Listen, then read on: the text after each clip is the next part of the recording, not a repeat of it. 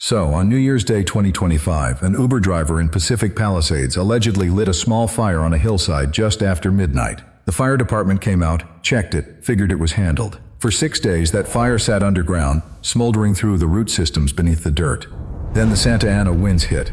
Within hours, the Palisades Fire killed 12 people, destroyed nearly 7,000 buildings, and became the most destructive wildfire in Los Angeles history. And prosecutors say the guy who started it?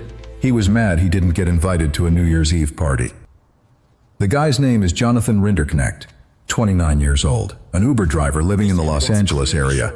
And right now, he's sitting in a federal courtroom while prosecutors try to prove he caused billions of dollars in damage because he was lonely on New Year's Eve. Jonathan grew up in France. His parents were missionaries. At some point, he relocated to the United States and ended up in the Los Angeles area. By late 2024, he was 29, driving for Uber, and according to court filing, times not doing great in the social department. He had no real plans for New Year's Eve. No invite, no party, no one calling him to ring in the new year, and that apparently aided him. On December 31st, 2024, Jonathan picked up passengers on Uber rides throughout the evening. Prosecutors say those passengers later told investigators he seemed off, angry, intense. One passenger reportedly described him as ranting about being frustrated with the world, talking about how he was pissed off and felt like nobody cared. Not the vibe you want from your Uber driver at 11:30 on New Year's Eve, but whatever. They made it to their destinations, tipped him, got out of the car, went to their parties. And Jonathan kept driving. After dropping off his last passenger somewhere in Pacific Palisades, he parked his car on a residential street. According to the indictment, he tried to contact a former friend. That contact went nowhere, no response, no callback. So now it's just after midnight on January 1st, 2025. He's alone in a parked car in one of the wealthiest neighborhoods in America. He's been driving strangers to their celebrations all night, while everyone else was counting down with friends. And prosecutors allege that at approximately 12:12 a.m., Jonathan walked to a hillside near Skull Rock in Temescal Canyon and started a fire. I want to sit with that for a second. If you believe the prosecution's version, this man allegedly set a hillside on fire in a residential canyon at midnight because he was upset nobody wanted to hang out with him on New Year's Eve. That is the alleged motive for the most destructive wildfire in Los Angeles history. The fire department responded pretty quickly to what was logged as the Lachman Fire. They came out, checked the area, determined the brush fire was extinguished, and left. On the surface, it looked handled. Small ignition on a hillside, nothing unusual for a dry canyon in Southern California. Happens all the time. Crews knock it down and move on. But the fire wasn't out. It had moved underground into the root systems beneath the soil. Southern California hillsides are laced with old root networks from chaparral and native scrub. When conditions are dry enough, fire can travel through those roots like a fuse, burning slowly through organic material below the surface where nobody can see it. No visible flames, no smoke, just heat creeping through the dirt, sometimes for days. For 6 days, that's exactly what happened. 6 days of invisible combustion beneath the feet of people in Pacific Palisades, who went about their first week of January completely unaware. 6 days where the Lachman Fire sat dormant on the surface, but alive underground, waiting for something to change. Then January 7th happened. The Santa Ana winds rolled into the Los Angeles basin with force. Hot, dry, gusting air blowing through the coastal canyons at speeds that turn any open flame into a disaster. The kind of winds that firefighters in Southern California dread more than anything else. The underground fire resurfaced, and once the wind caught it, there was nothing anyone could do. The Palisades Fire exploded through Pacific Palisades and ripped into Malibu over the following days. 12 people died, nearly 7,000 structures burned. Entire neighborhoods that had stood for decades were reduced to ash and foundation slabs. Homes worth millions, gone in minutes. Insurance industry estimates put insured losses above $20 billion. Total economic damage, including uninsured losses, infrastructure destruction, and long-term displacement costs, has been estimated as high as $164 billion.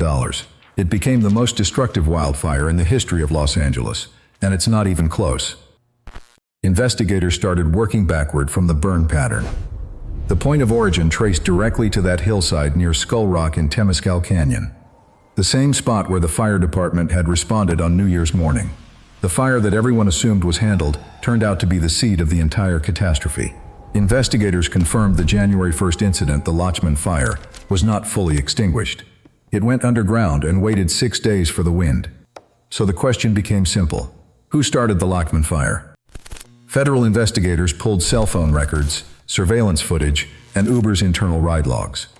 The data placed Jonathan Rinderknecht in the immediate area at the exact time of ignition. His phone pinged near Skull Rock right around 12:12 a.m. His Uber activity confirmed he had dropped off his last passenger nearby and had no further rides scheduled. The timeline matched. And those passengers had already described his mood that night as hostile and volatile. Prosecutors say they also found concerning material on Jonathan's personal devices during the digital forensic examination. His search history included the phrase "Free Luigi Mangione," referencing the man accused of assassinating a health insurance company executive in New York in late 2024. According to prosecutors, Jonathan also searched for content about taking down billionaires.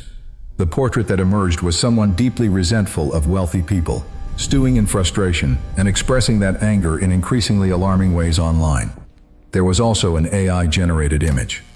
Prosecutors allege that back in July 2024, months before the fire, Jonathan used ChatGPT to generate an image depicting crowds of people fleeing from flames. Think about that timeline. 6 months before he allegedly started the fire, prosecutors say he was creating AI images of people running from fire.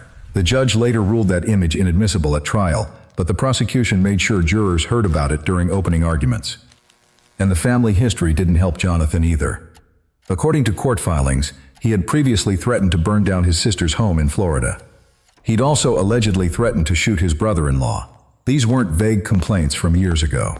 They were documented threats involving fire and violence, directed at members of his own family, recent enough that his family had flagged them as serious concerns.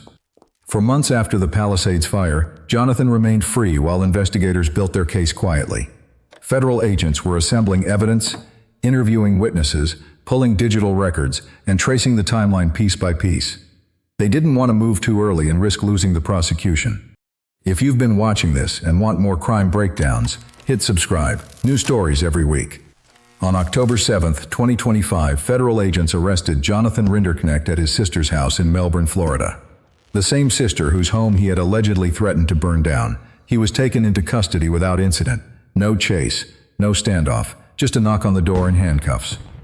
A federal grand jury indicted him on 3 charges: destruction of property by fire, resulting in death, arson affecting interstate commerce, and timber set afire. Combined, those charges carry a potential sentence of 5 to 45 years in federal prison. If prosecutors get the maximum, Jonathan would be in his mid-70s before he saw the outside of a prison again. He has pleaded not guilty to all 3 counts. His defense team has presented a completely different theory of the fire.